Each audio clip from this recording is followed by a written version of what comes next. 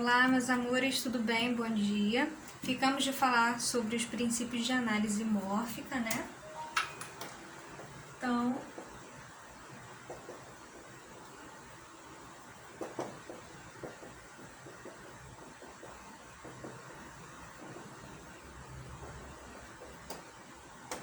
vamos falar sobre eles hoje.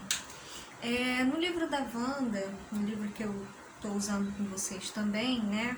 Junto com o material didático que vocês têm, no livro da Wanda você encontra um capítulo falando sobre os princípios de análise mórfica.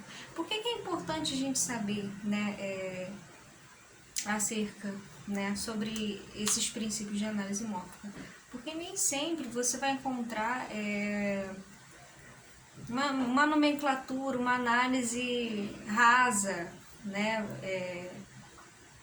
enfim, numa prova do Enem, ou numa prova de vestibular, né, o que seja, né, ele não vai querer saber, identifique o radical, identifique os sufixos, isso aí já tá batido, isso aí a gente já tem que estar careca de saber, né.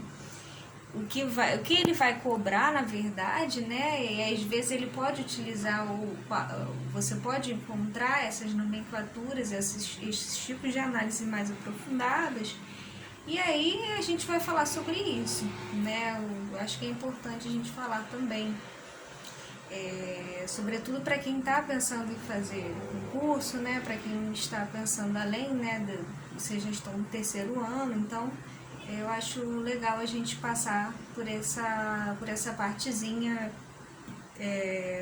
do campo da morfologia, né?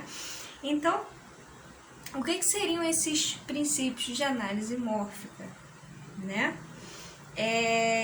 Ela diz que você tem, né, a Wanda, ela fala que temos, né, ela vai tratar de 3 princípios, que é o princípio da alomorfia, o princípio da acumulação e o princípio da neutralização.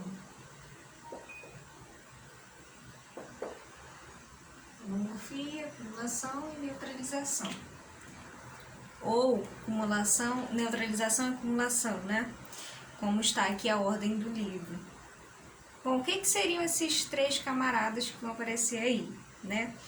A alomorfia, né, no caso aqui, ela dá um exemplo, né? E aí, ela dá um exemplo que eu vou dar daqui a pouquinho, mas ela traz uma definição do Matoso Câmara, que fala assim: por alomorfia, entende-se a possibilidade de diferenças para um corpo fonológico de cada unidade mórfica elementar. Esta forma mínima, ou morfema, não está obrigatoriamente ligada a um segmento fônico imutável. Então, vamos tentar traduzir, né, isso aqui que ele disse sobre a alomorfia, né? Então, vamos seguir aí com um exemplo, né? O exemplo que ela dá é da palavra caixa, seguido de S, e da palavra flores. Flor, seguido de ES, né, no caso aqui. Então, o que ela vai dizer, né? Observemos o que acontece com o morfema de plural em certas palavras. A gente sabe que, por questões de regra, né, você faz o plural em S nesse primeiro exemplo e o plural em ES nesse segundo exemplo aqui, não é isso? Pelo fato de terminar com R, né? O acréscimo do E aí seguido de S. Mas ambos têm o mesmo valor, certo?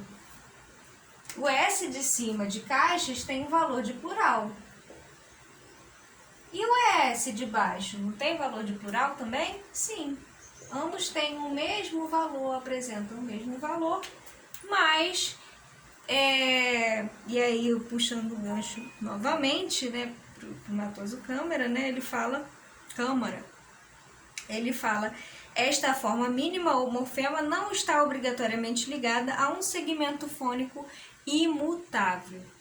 O que isso quer dizer? Você pode ter formas mínimas, né, diferentes, como é o caso aqui, né, com o mesmo valor, né, com a mesma ideia, né, tem o mesmo valor de plural.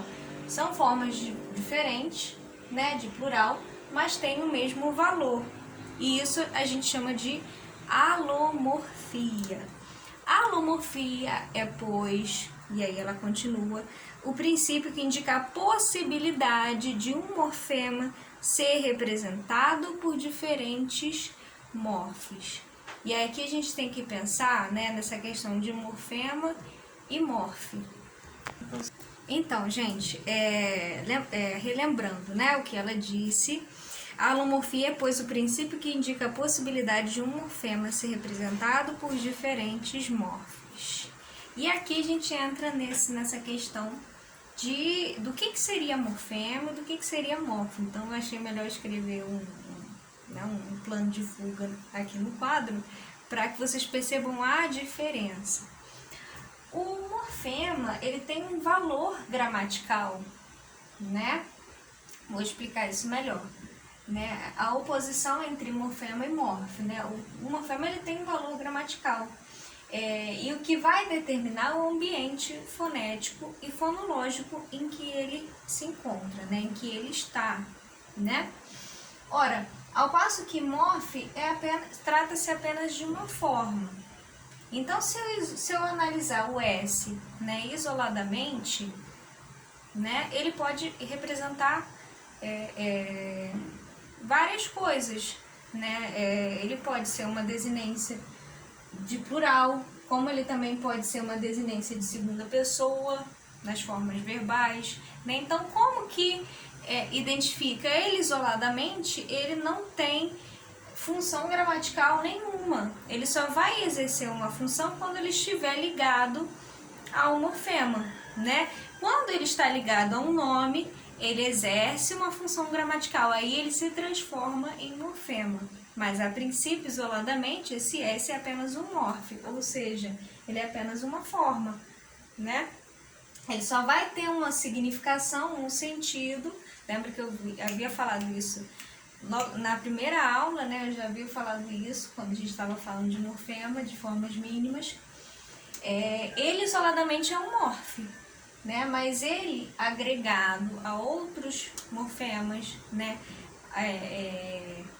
Por exemplo, né, aos nomes, né, ele tem valor de plural, nos verbos, desinência de segunda pessoa, né? E essa é a diferença. O morfema, ele tem um valor gramatical, ao passo que o morfe é apenas uma forma. Então, quando eu vou pegar isoladamente essas duas formas aqui, né, eu classifico como um morfe, né, ela isoladamente. Agora, a função que ela está estabelecendo, esse valor de plural, aí ela já tem um valor gramatical, e aí eu já considero como morfema e não como morfe, certo? Então aí, é uma possibilidade de um morfema ser representado por diferentes morfes. O valor gramatical, o valor de plural, né, é um morfema de plural. Quando eu pego para analisar separadamente, eu vejo que são dois morfes diferentes, certo? A Flávia Carone, ela fala assim: a alomorfia constitui, portanto, uma diferença de significante e não de significado. Significante seria essa parte, digamos, a troca de forma, e não de morfema, de uma troca de morfes e não de morfemas, né? O morfe é outro, o morfema é o mesmo, exatamente o que eu disse, né? O morfe é outro, o morfema é o mesmo. Olha o outro exemplo aí, ó. Na forma verbal cantava,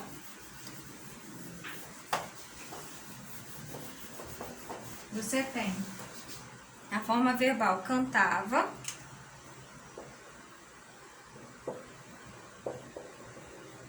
certo? E aí a gente tem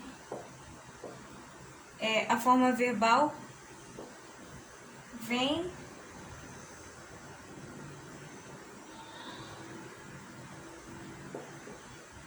ia, né? No caso aí.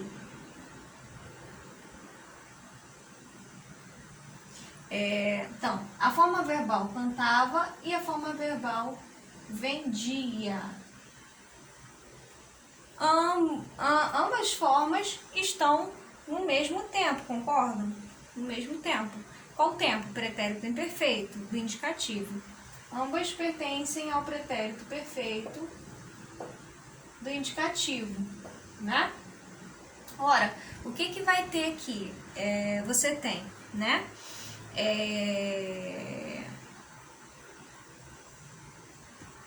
A gente sabe que essas formas, essas terminações, né, vão depender, que pertencem a desinência monotemporal, né? Você vai perceber que ela vai, no pretérito perfeito, a tendência é ter uma modificação, de pretérito perfeito, a tendência é ter uma modificação aí dessas formas, desses morfemas, né? Então, cantava, a gente sabe que os verbos de primeira conjugação fazem esse morfema em vá, né? E os verbos de segunda e de terceira vão fazer em ia, né? Então, mas nós temos, né? Uma primeira pessoa no singular representada por morfes diferentes, mas a gente tem o mesmo valor aqui. Estão vendo? São morfes diferentes, mas são morfemas iguais. Por quê? Tem o mesmo valor gramatical, né? Então, a gente tem... as duas desinências são pretérito perfeito, né? Primeiro você tem a primeira pessoa aí, né? Eu vendi, ele vem, ou primeira ou terceira pessoa, né? Representando aí essas duas formas verbais, né? Diremos que os alomorfos vai e ia se complementam na indicação do pretérito imperfeito do indicativo. Esses morfos estão em distribuição complementar. Percebam? Ao mesmo tempo, né, eu posso dizer que as formas, né, por questões aí fonológicas, né, infeliz e legal, eu tenho dois prefixos que indicam o mesmo valor, o valor de negação. Tem dois morfes, mas tem morfes diferentes, mas o mesmo morfema. Isso é uma alomorfia, né? Esses exemplos que eu estou dando são exemplos de alomorfia. Então, o que a gente pode extrair disso, né? Que você pode ter morfemas, morfes diferentes, né? Com o mesmo valor, certo? Morfes diferentes com o mesmo valor. Esse é o princípio da alomorfia. Morfes diferentes, mas com o mesmo valor. Certíssimo? Infeliz e ilegal apresentam o mesmo valor de negação, nesse caso aqui, né? Analisando os dois, né? Beleza? Vamos para o outro princípio. São 3, né? O próximo princípio é o princípio de neutralização. Eu coloquei a acumulação antes, né? Mas aí no livro dela a neutralização vem primeiro. Ora, o que seria neutralização? O princípio de neutralização. Quase que eu sujei minha blusa aqui. O princípio de neutralização, aí a Wanda fala, né? Nos indica que uma oposição morfológica já atestada pode deixar de ser indicada neste plano. Por exemplo, notamos que a oposição entre a primeira e a terceira pessoa do singular na flexão dos verbos em português é atestada no presente do indicativo. Eu canto, ele canta. E no pretérito perfeito do indicativo, eu cantei, ele cantou. Mas mas deixa de ser morfologicamente indicada no pretérito imperfeito do indicativo. Eu cantava, ele cantava. Certo? No pretérito imperfeito você tem eu cantava,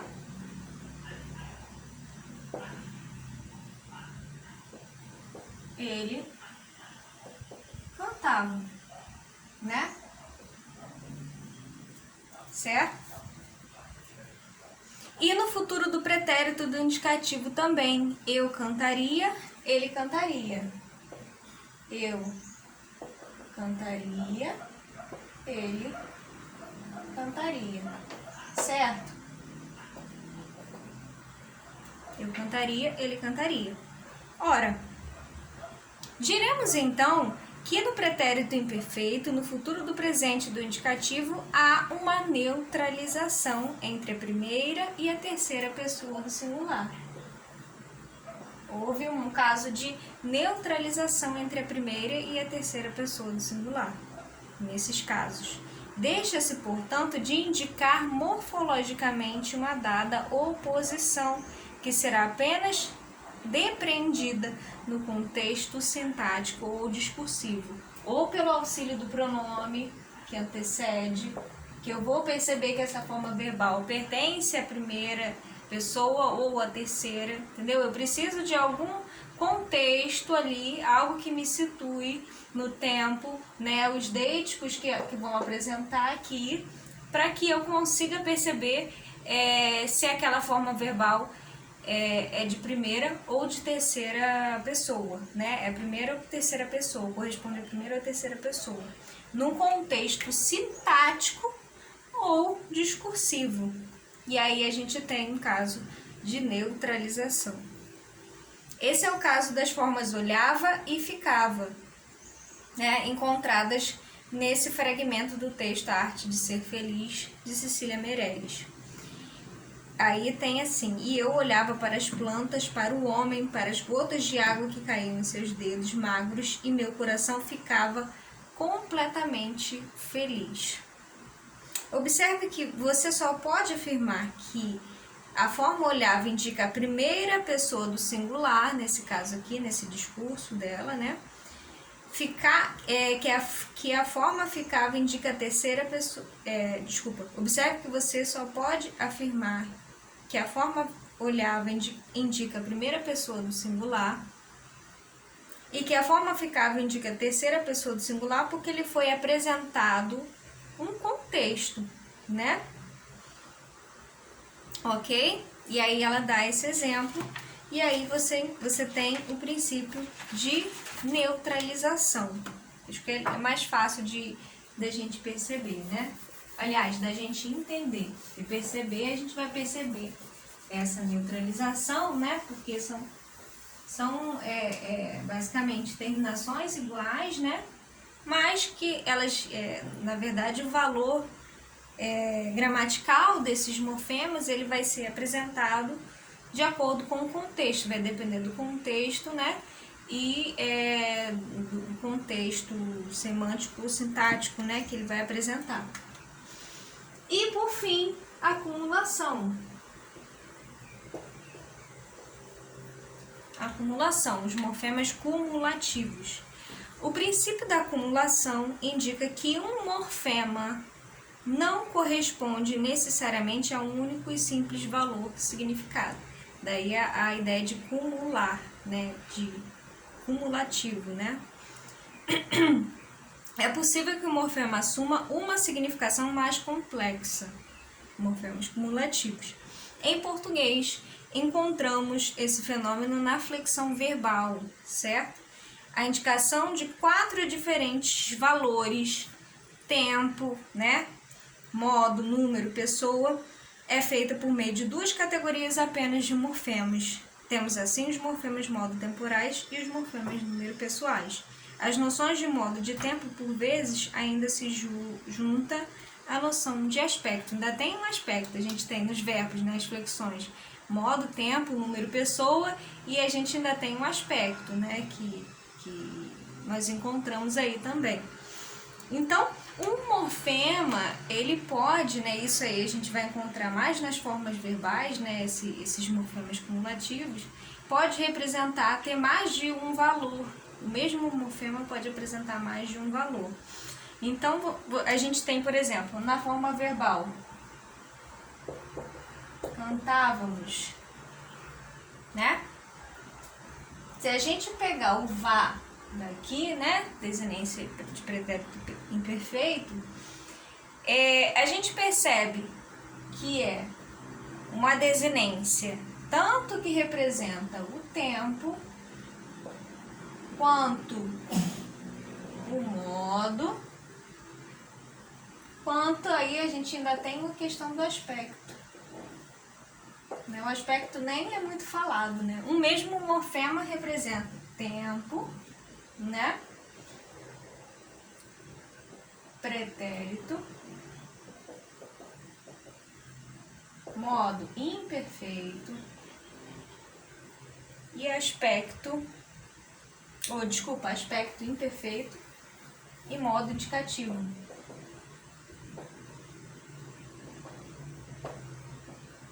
Aspecto imperfeito.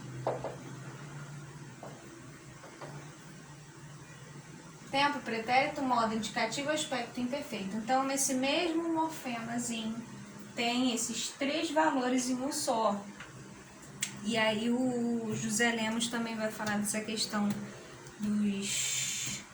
das desinências, né? No livro dele sobre morfologia também. Ele vai falar que as desinências modo temporais e número pessoais, na verdade, nós temos 4 desinências, mas elas trabalham juntas, em dupla, né? Então, por isso que a gente fala desinência modo temporal, desinência número pessoal.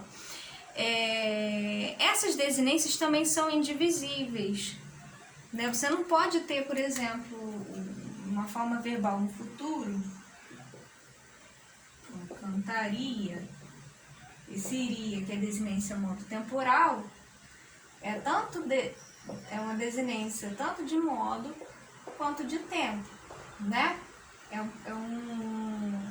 A forma iria também é um morfema cumulativo, né? Eu não posso dizer que iri pertence ao modo e a pertence ao tempo. Não, as duas representam, as duas juntas, a forma ria representa tanto o modo quanto o tempo. Então, elas não são divisíveis, né? Elas não são desmembráveis, né? A forma vá também, né? Nesse caso aí. Então, por isso que elas são cumulativas. Ok, gente? A gente termina na próxima aula. E aí a gente fala também sobre esses casos de flexão, derivação, né? Tudo que nós havíamos comentado na aula online. Tá bom, gente? Beijos, tchau, tchau.